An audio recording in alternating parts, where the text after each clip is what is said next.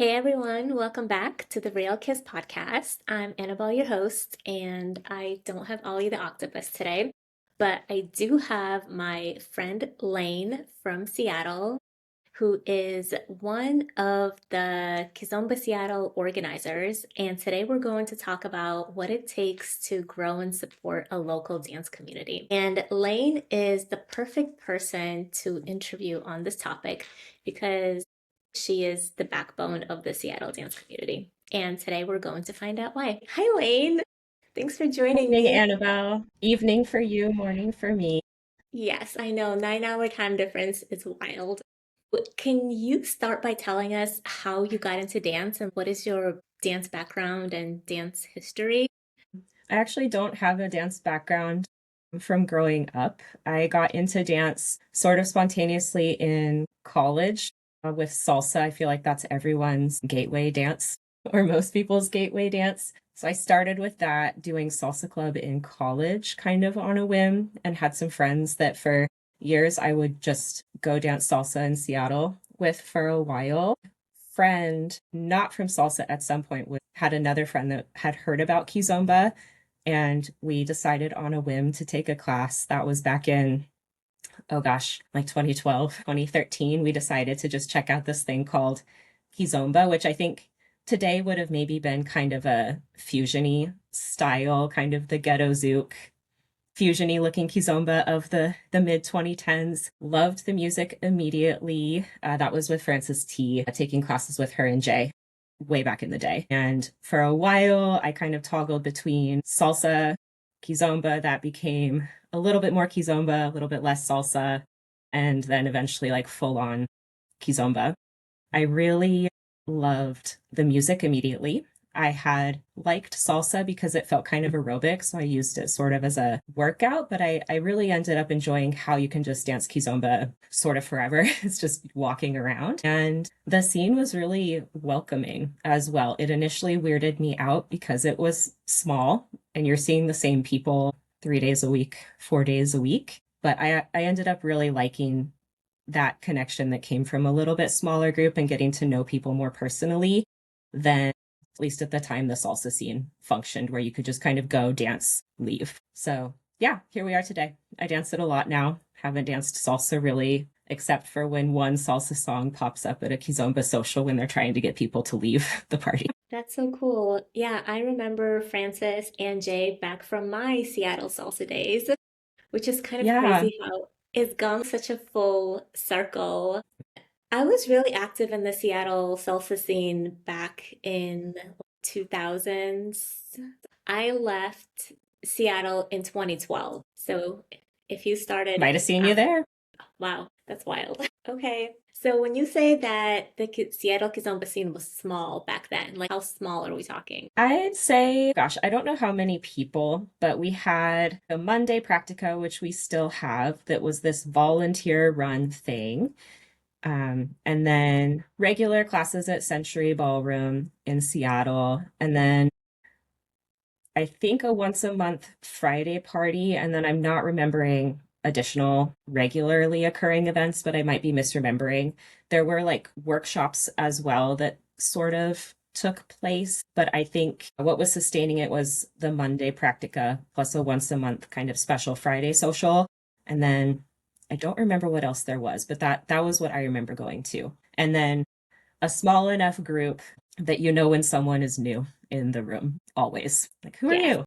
So how did you see the scene evolve and grow over the years? Hmm. Or maybe grow and shrink and go through fluctuations of size? I think before COVID lockdown, the scene was really strong for Kizomba. There was a really vibrant, I think, training interest in Kizomba specifically. Still, the events that I mentioned, and then maybe I'm missing some other regular events, but mainly the Monday practica, some workshops, and then I think the once a month Friday party. Lockdown and coming back from lockdown was really difficult. I think a lot of scenes saw people who had been really active before COVID getting into other things and then not really coming back to the dance. And so coming out of lockdown and trying to get Kizomba back as a thing was itty bitty. We had a outdoor Monday practica that resumed when it was a little bit safer to meet outside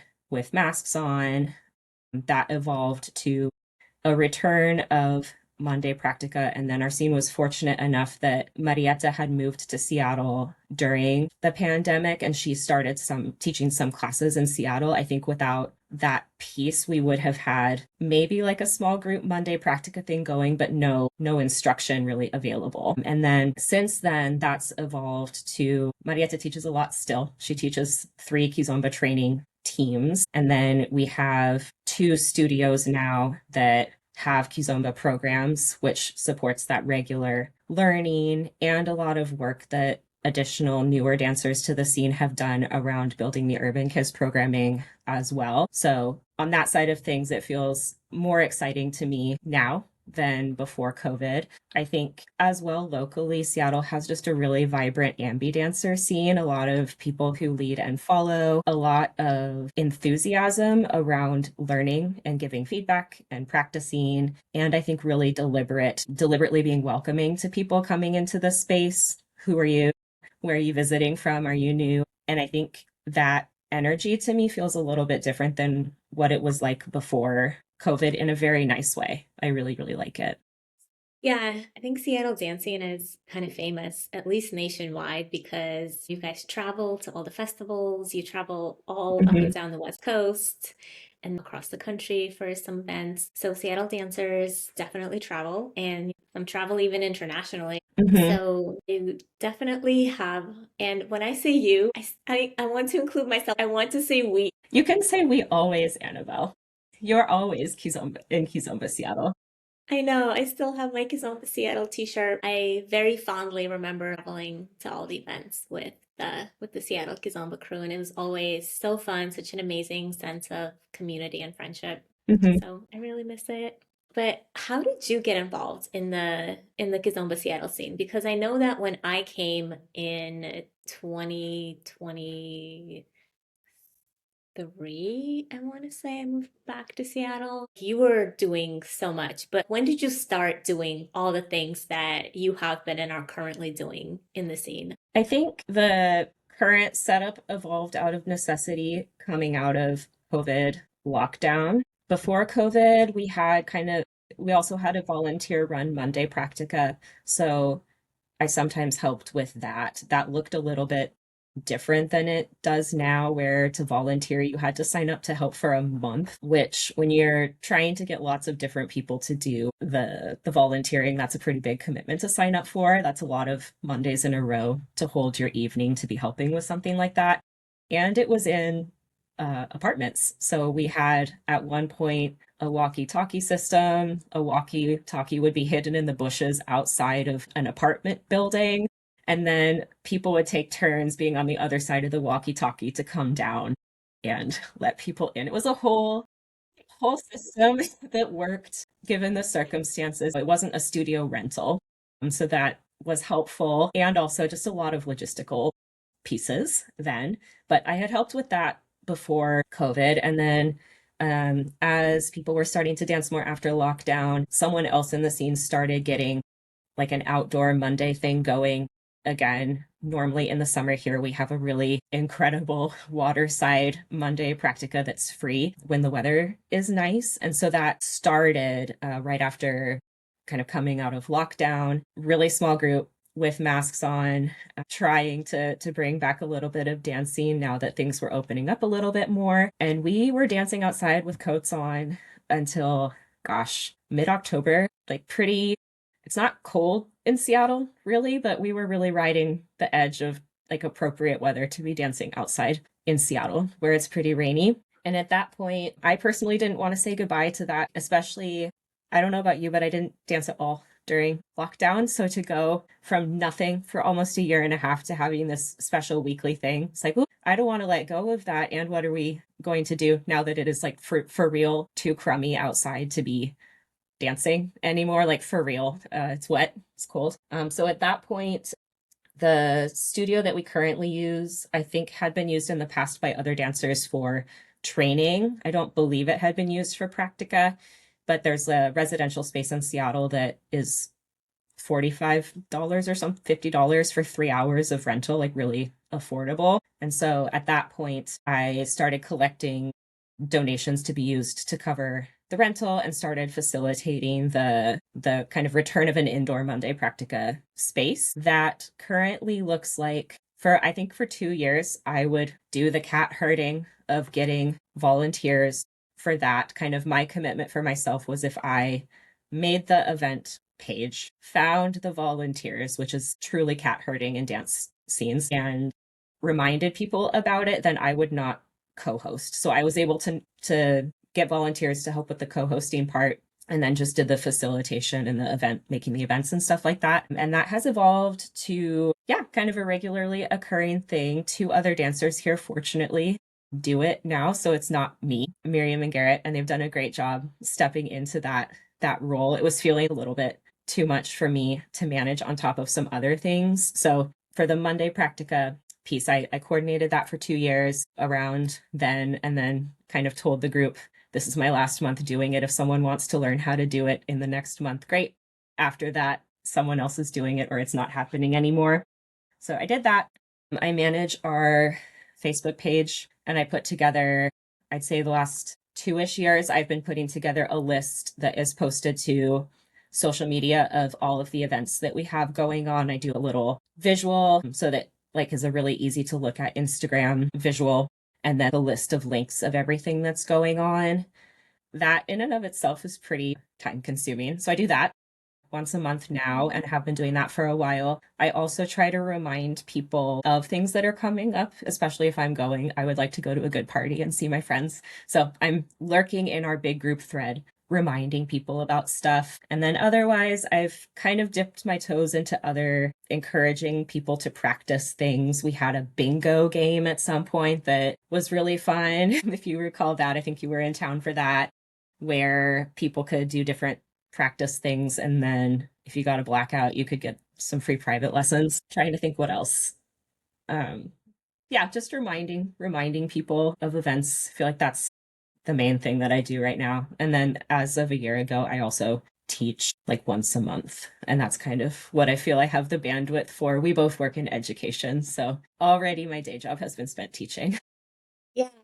Somebody told me that Laine doesn't want to teach right now because she teaches all day and then she doesn't want to teach more on top of it. So then what made you change your mind and start teaching Kizomba?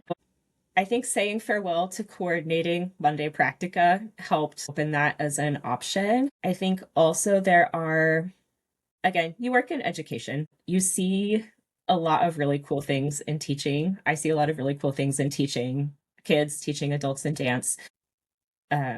I think I eventually came around to there's kind of special topics that I think I can offer classes in that are not usually covered in a class that's teaching patterns. So kind of mindset stuff around dance, how we're entering dance partnerships, playfulness, musicality, that sort of stuff is interesting to me and not taught a ton in regular series. So the thought of having once a month, not a lot, once a month, I choose the topic. I am not employed by a studio. I rent the studio space. It's kind of all under my control. If I don't want to do it on a given month, I don't. When we're both on summer break, I don't teach anything either. So I felt like I could kind of keep the parameters a little bit more manageable for me and maybe share some things that would be useful for people here. Do you want to share the super cute name that you named your class? I guess, yeah. Sunday dance snacks in like the most relaxing studio space of all time. Yeah. The chill studio. I like that studio. Yeah, I only got to go to one of your dance mat classes, but I remember I really enjoyed it and it was really playful and creative, and you did a great job. I think it may Thank have been you. your first one, actually, I think it might have. I was pretty stressed, but it was but great. here we are. I know, and here we are.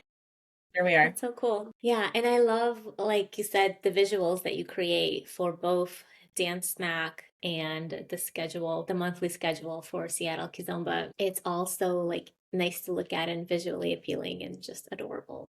Thank you. I try. It's really nice. Okay, and the thread that you are referring to, so that is the Facebook group chat. for Hmm. all the Seattle Kizomba dancers, and Yep. I'm still a part of it. I have no intentions to leave. Yeah, stay in the DMs with us. Yes, I'm Yeah. also lurking in the DMs and liking videos and pictures of Hmm. familiar faces, and it's really fun to see what you guys are up to. And it definitely does give me a lot of FOMO. So, I'm glad to hear def that and that someone reads the stuff. Yeah, I think our group thread, I'm sure folks in other scenes, just how do we support engagement and excitement and also people knowing what's coming up in an era when it's hard to get people to read the stuff that you want them to read about what's coming up. But the group thread's really sweet. There's a lot of reminders about what's coming up. And then also just I try to add and other people try to add, wow, the DJ tonight was fire. Look at people's dancing. Your practice is really paying off. Way to dance Semba when the Semba came on. Stay on the dance floor. Keep dancing the Semba. So it feels very available for people to support each other, find out what's going on in a way that people don't really use Facebook for that. And Instagram's not really set up well for it. So it's there. it is the perfect group chat, and everyone feels free and welcome to chime in and to share things and to organize things and trips and spontaneous outdoor practices. I know you're really good about that during the summer. Mhm. I think you organized a lot of spontaneous outdoor dances, like, hey, let's meet at this park, or like, hey, let's dance here on the pier. Mhm. And so it's really fun. It really does connect the whole community and make it feel like we're all in this together. Everyone is in the loop. No one feels like left out. It Mhm. definitely brings a sense of unity, and I think that's really special. Yeah, I agree. How do you think the Seattle scene has been like attracting new dancers? Like, what is its strength in attracting new dancers? Like, what are some of the strategies that you guys use to spread the word about Seattle Kizomba and advertise it to people who don't know about it yet and to bring new people in? I had a few ways that I was thinking of this. I think the vibe of our group is really delightful. Like Seattle's one of my favorite places. Seattle's my favorite place to dance. The group is really nice. People are curious about each other's dancing, they're curious about learning. There's just a really friendly energy to the group that I think people visiting notice immediately. So I think kind of that vibe is really unique amongst Seattle dances, specifically the combination of friendly and wanting to learn. I think other scenes maybe have one or the other, but Seattle's got both. I really like that. And I think that's very attractive to new dancers to see. Logistically, I mean, always I'm curious what will get people to read what's coming up, but I do feel pretty confident that if you Google Kizomba Seattle, you can figure out what is coming up.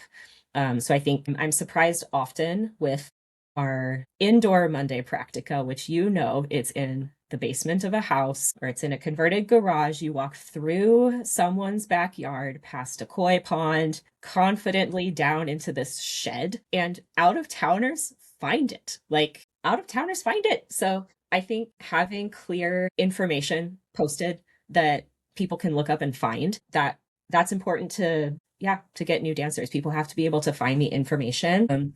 I think Seattle, just by nature of having Kizomba programs at a couple different studios, there have been some opportunities to showcase the dance in a way that maybe other like smaller scenes might not be able to do. So two studios that have Kizomba programs in Seattle have kind of dance exploration or dance check out the dances that we teach here days where there are maybe short classes or performances for people to see what's out there to learn. And that's a nice way to make people aware of Kizomba. It's not usually the first dance that comes to people's minds at all. And then we've done a few kind of related to that. I would love there to be more of these, but we've done a Kizomba thing at one big cultural event in Seattle called Folk Life. Someone else in our group submitted the application, and then some teachers and DJs did a booth or I guess 2 hour session at this big free cultural event in Seattle, which has thousands of people wandering around and has Kizomba on the program, has built-in advertising. So that was a really nice way to get people at least aware that Kizomba Seattle exists. Similarly, our Monday practica is at a park outside right by the beautiful Lake Union in Seattle in the summer when it's nice enough to dance. And a few of our more prominent dancers in the scene currently just happened to see that when they were in the park. So that's another way we've attracted new people. We have a little sign. I think our scene is if you see someone kind of staring and watching the dancing for a while, people are like, come over here, learn about our passion slash obsession. So there's like some advertising built into it. I've not seen this done here. We kind of will be outside in the summer as like a promotional thing to attract new dancers. I've heard of other spaces like Vancouver, like going to clubs and dancing like urban kids in the club. And when people are watching, doing the same thing that we do at Monday Practica. Come join our obsession. This is what it is. Can I get your phone number to send you all the information? So we haven't done that yet here, but that's on the table. Who knows? And then I think also for Seattle specifically, some cross dance genre teaching has been huge for attracting new dancers. So Marietta teaches Kizomba. She has 3 training programs in Seattle plus teaches series and is the person to learn Tarashinya from, which has been very desirable as a body movement technique for other dances. And so in Seattle, a lot of fusion dancers have gotten into Kizomba from learning from her at fusion events where she was teaching maybe Kizomba, maybe Tarashinya, and that has been a really nice way to recruit as well.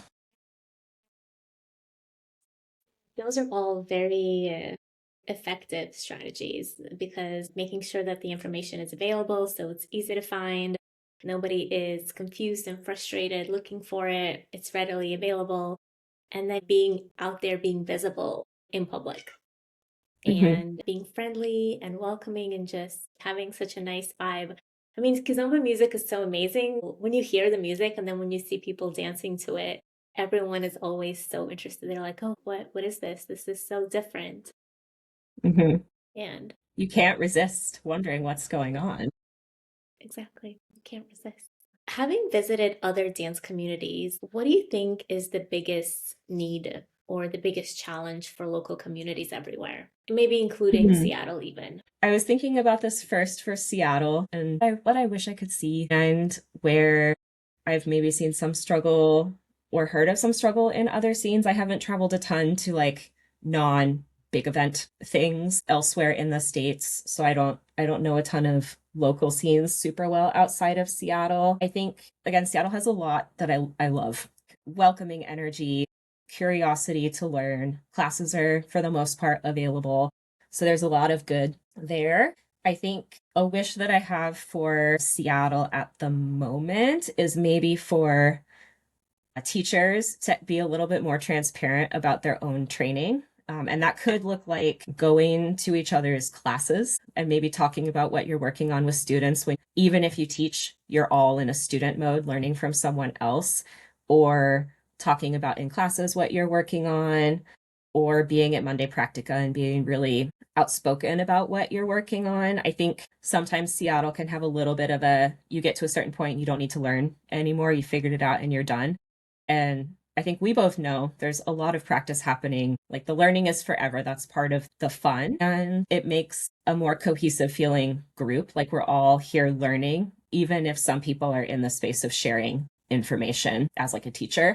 So I think that's like a wish that's feeling a little bit present for me right now amongst a lot of good in Seattle. And then I also would just love people to read what is posted about what is coming up, and then maybe double check that you have read what is out there before sending me a DM, for example, about what's going on. That's my wish for me, maybe selfishly.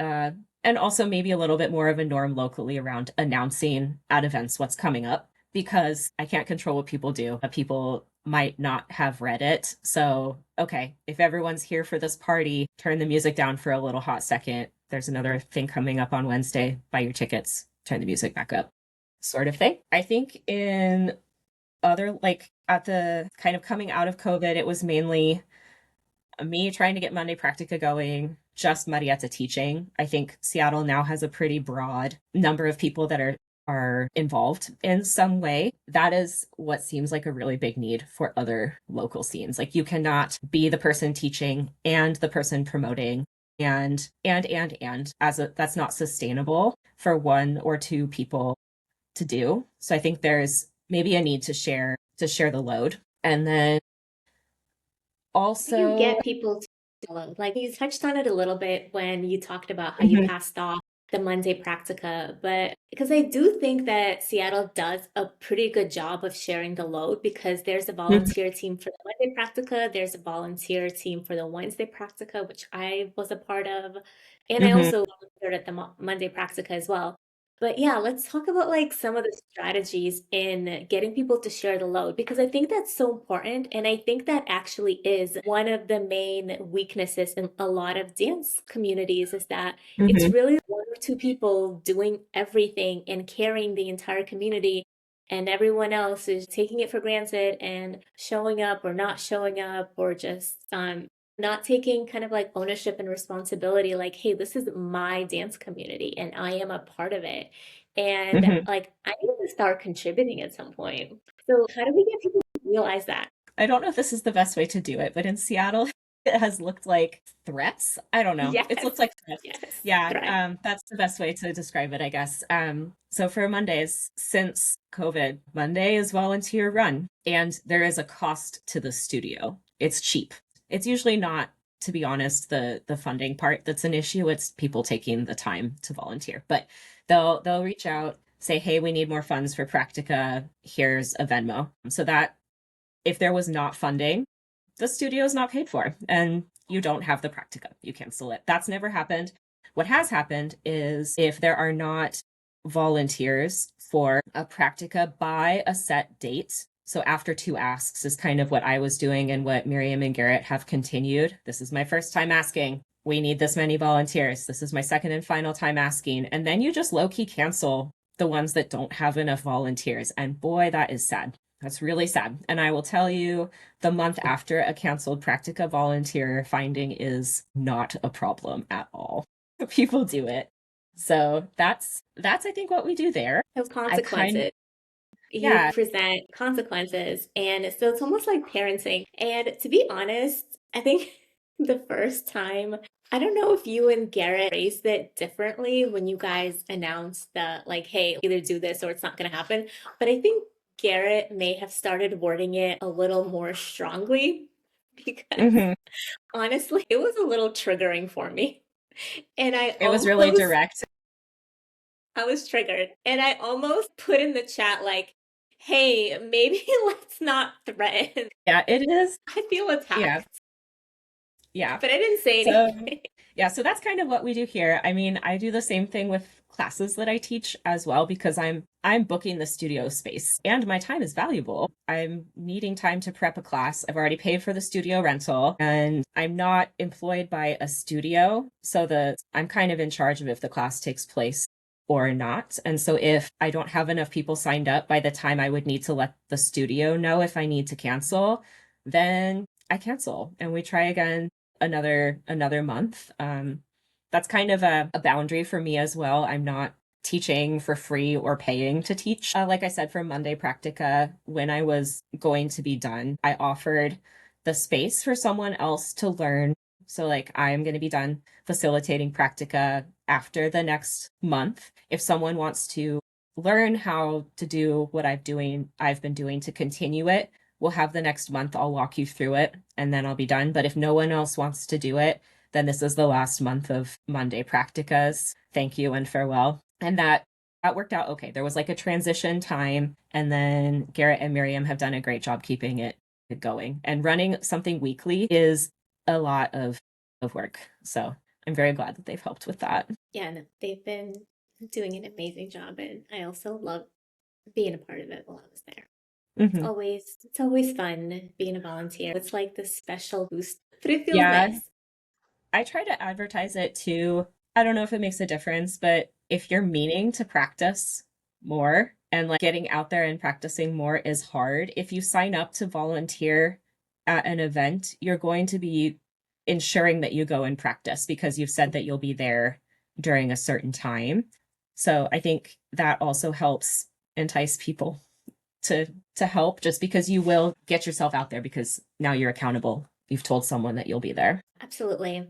And the Wednesday practica, because it is paid, they're having much easier time finding volunteers because as a volunteer, you get free entry and you also get to play your own music. It's like you're also a DJ, which was a huge draw for me. It's like, yes, please. Yes. I want to dance to my own playlist. Yes, there's less the you don't have to pay a cover charge involved with Mondays, but Mondays is a DJ practice space in Seattle. If folks are wanting to get into DJing, Monday Practica is available for that as a low pressure space to work on DJing. And if there's no DJ for a given Monday Practica, then you also get to be in charge of the music, which I like when I get to be in charge of the music as well. Yes, I think we all do. I remember when I first discovered that you were the one behind all the organization stuff in the Seattle Kizomba group because I would see the posts and then I would see you at practicas and events. And I didn't connect the two for a while because you were always nice, but you were kind of quiet and Mhm. introvert. And then I remember on Wednesday I came in and I'm like, wait a minute, you're the one, you're the Laine, you're the one who posts all this. That's you. I Yeah. remember asking you that. I don't know. For some reason, I thought that you had to be really outgoing and bubbly with a big personality to be in charge of organizing all these events. And then when I saw you, I'm like, wait, her? Like, and yeah, no, that's so true. I think my online personality and my in real life personality are very different people. And yeah, I think everyone has something to contribute to a scene. I happen to be pretty good at putting details together to share to people and reminding people of things for better or worse. That's how my brain is. So yeah, I have that role currently here. Yeah, no, I love it. You are the prime example that you don't have to be this big outgoing person to contribute and to encourage and to pour into others and to contribute. Literally, anyone can do that. I think our scene also is really nice about calling attention to things that are nice that people are doing in terms of helping out. So Miriam and Garrett will sometimes do shout outs to specific people for helping co-host, especially for Monday Practica, especially if they have done it a lot recently, just being verbally or written thankful and grateful for the mental load that a lot of this is and the time. Yeah, that's very true. I remember that always being the case. The appreciations and the shout outs and thanking people for showing up, covering for people, going the extra mile. That has always been the case. And it was really special because it made people feel seen and valued and appreciated. That way they Mhm. wanted to keep doing it because they're like, hey, people are acknowledging my efforts and my efforts are, not only needed, but they're also seen and valued. And like everybody, that's what everybody wants. That's what everybody needs. Especially when we're trying to get new people to stay or to get people to be a little bit more involved. If I notice a dancer trying something new on the dance floor, I usually will tell them that I think that's exciting and cool and that it's noticed because learning can be a little bit of a slog sometimes. I need a lot of practice to figure out a lot of dance stuff. And if someone notices that the practice is paying off, that's very, very rewarding. I love that. I love that Seattle Practicas have always been this workshop environment where you go in to work on specific skills. And I love how you would send messages in the group chat before each practical, like, hey, these are the things that you can work on this week, and these are the things that you can try. And we can practice before going to this event this weekend. So, really giving people not only the tools and the encouragement, but also the motivation and the reason to do it. So, thank you. Okay. So, what is the best way for someone to get involved in a local dance community? I think if you're just starting in the Seattle Kizomba scene, check out our social media, Kizomba Seattle on Instagram and Facebook, or whatever your local scene's way to have information stored wherever that lives. Reading it, knowing what's going on, asking around about what's coming up, but really reading and seeing what's on deck. And then I think for new dancers trying to get a little bit more involved, just sharing information is so helpful, especially if you're not totally sure about bigger time commitments like volunteering at something quite yet, liking what people have posted, sharing flyers with friends, joining for hangouts that might happen around socials. Like last night we had our once a month kind of fancy party at Reverie Ballroom here, Fly Friday. And there was kind of a anyone's welcome hangout at the bar adjacent to the studio beforehand. That's kind of a nice way to get more of the social part of social dancing, especially since some of our dance studio spaces feel like it's a little bit hard to have a conversation if the room's really loud and the space is really small. So yeah, reading, and then maybe if people are inviting you out for like a little hangout before a party or after a party, giving it a try. I love that. Those are really, really good. And I also love something really important that you guys do very well is you share what your needs are. So you will say like, hey, we need someone to do this, or we need someone to do this. So that basically it's like there are vacancies and there are roles to be filled. Mhm. Because sometimes if organizers or the leaders of the dance scene don't say what's needed, the people don't know what's needed. They don't know how they can help.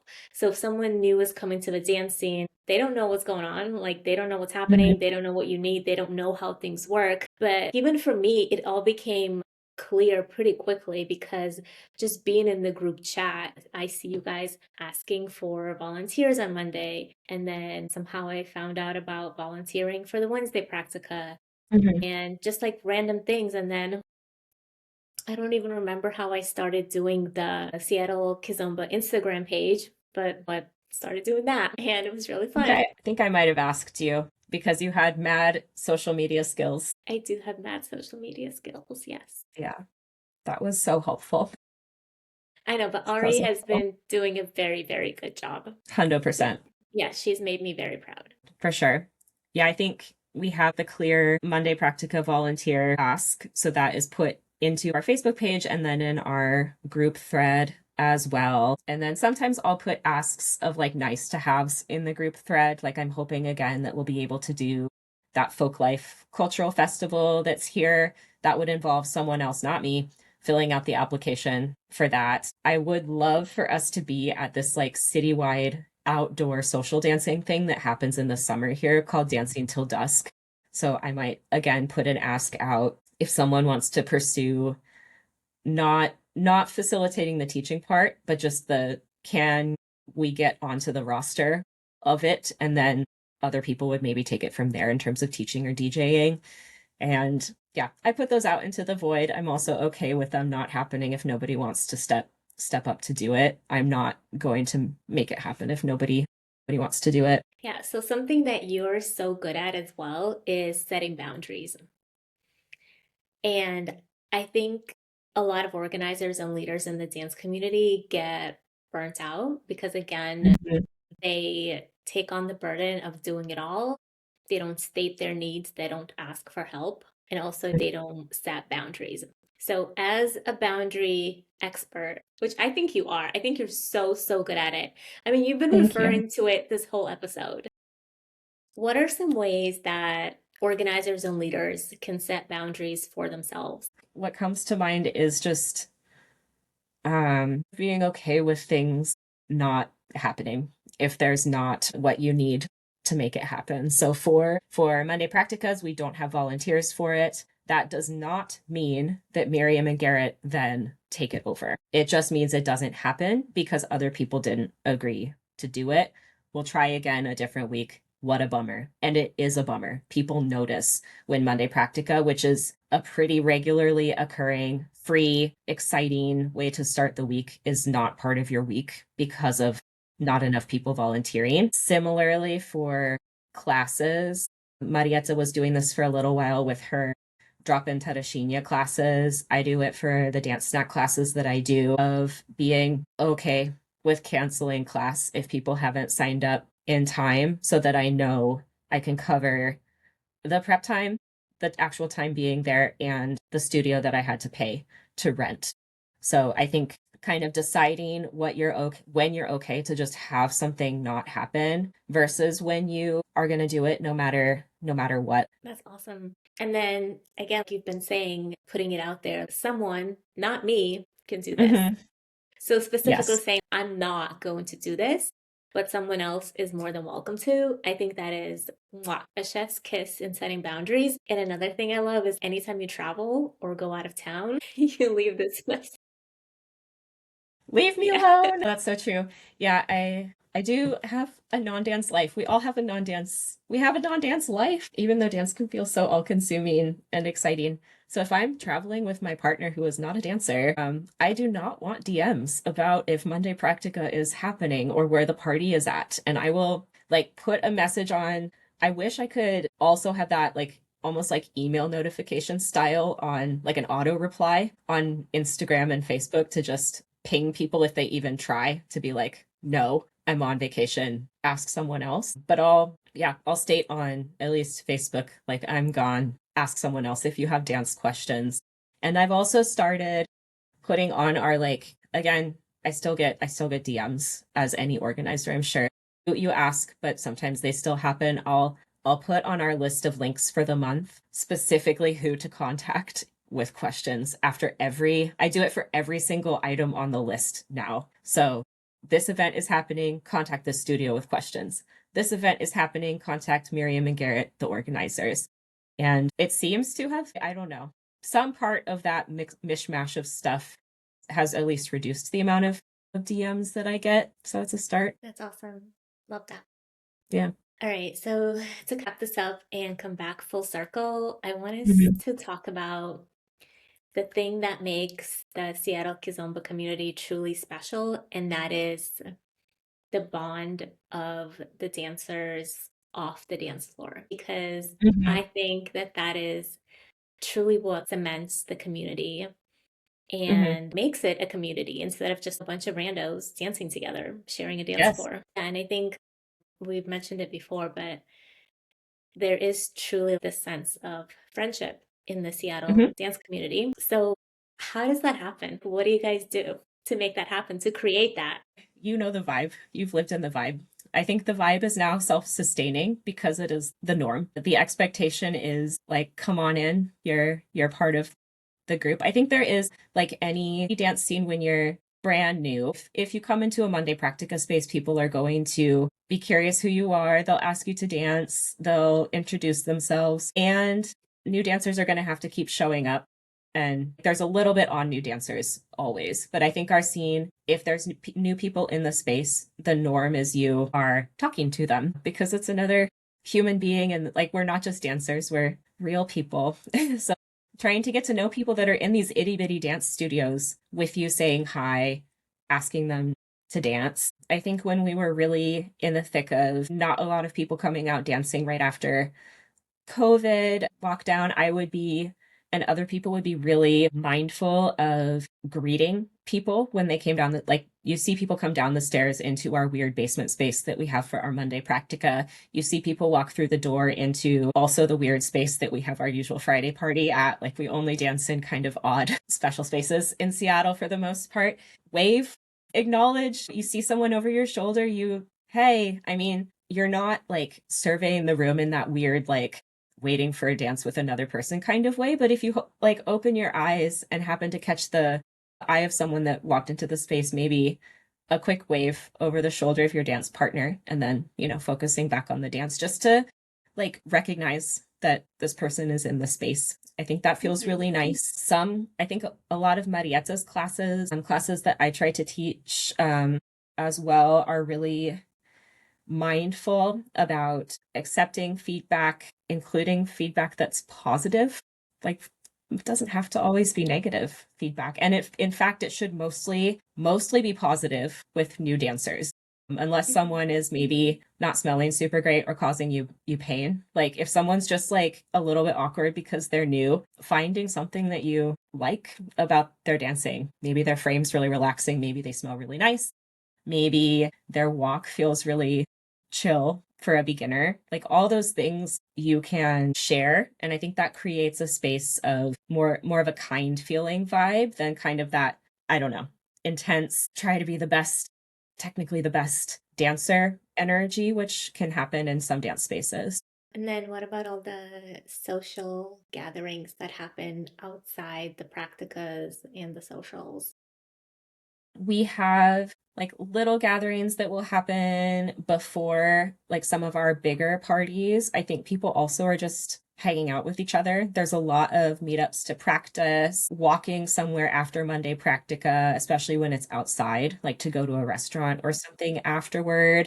And just a lot of chatter on the side of the dance floor. Again, I'd say that's maybe a little bit weird to newer dancers. Like when I started coming from salsa, where I just like went in, rode the ride, and left like sweaty and dehydrated, like chatting on the side is happening. Like I know almost everyone's, I mean, our scene is not that big, but I know everyone's name. I know a lot of weird facts about most people that I've learned from like a 1 a.m. dance floor side chat or like being really tired at a dance event.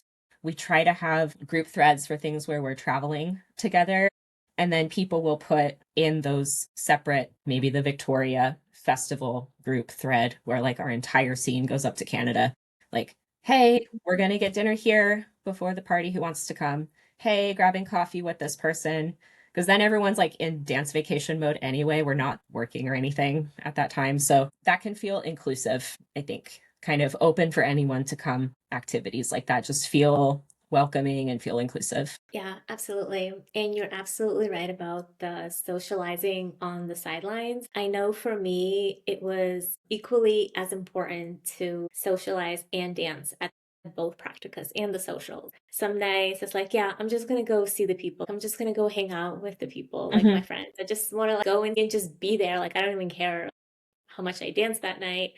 I just wanted to be social. Yeah, I think some nights now, and this also has come from a lot of like my own kind of how I think about being in dance spaces and how I feel at the end of a night. We both follow a lot of the night is out of dancers' control for social dancing, partner dancing. But at Practica, I'm excited to dance with people. I'm excited to chat with people. And I'm also excited to see what people are doing on the dance floor. So I have three kind of things that I can be doing. I like watching people and then like a verbal call out when I see something that looks really, really nice or really cool. And I think a lot more people in our scene are doing that too, which is thrilling to receive when you're, especially a newer dancer, when someone on the side who has been practicing for a while is like, yes, I see that cool footwork.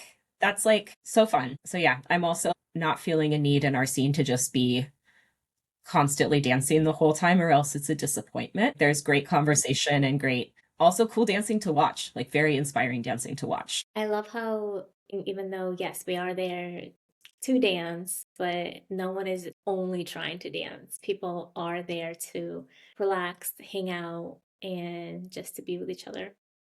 Mm-hmm. Yeah, and I also love the house parties that happen occasionally. And Yes, I like, we haven't had one in a little minute, so I have forgotten how magical those are. But yeah, can't beat a Kizomba Seattle house party with a DJ and dancing in socks with your friends, having snacks and food together. Yeah, hopefully we'll have a little bit more of those on deck the rest of 2026 in Seattle. yeah, I think you guys will, especially in the spring and summer. So many things. And yeah, like you said, people just hanging out before, after socials and practicas, going to eat together, grabbing coffee, just sharing life together in such low key ways that that's what builds friendships. And that's what Yeah, really builds relationships. yeah. I don't think too many people point blank are coming into a new possible dance scene with literally the only intention being to become an expert at a dance. Probably it's to find community in some way as more of the reason.